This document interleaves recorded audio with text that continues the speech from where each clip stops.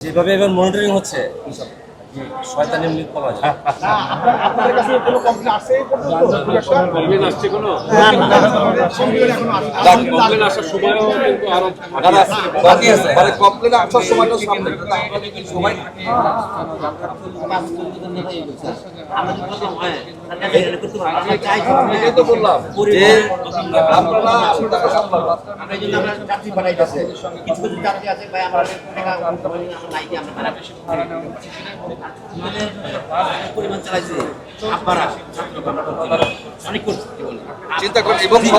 দেখেন আপনারা আরেকটা জিনিস আমি জোর বলি মজে পড়তে আমরা কান্দাছি আমরা আরেকটা জিনিস আমি বলি যে মাত্র 3 দিনে অথবা 4 দিনে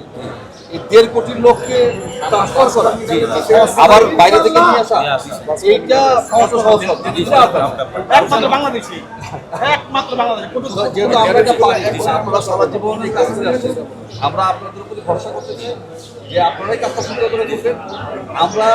কাউকে একটা লোকের জরিমানা হোক লোক জেলে যাকে আমরা আপনাদের উপর আস্থা রাখছি ইনশাআল্লাহ আপনারাই করবেন আমরা শুধু পাশে থাকবো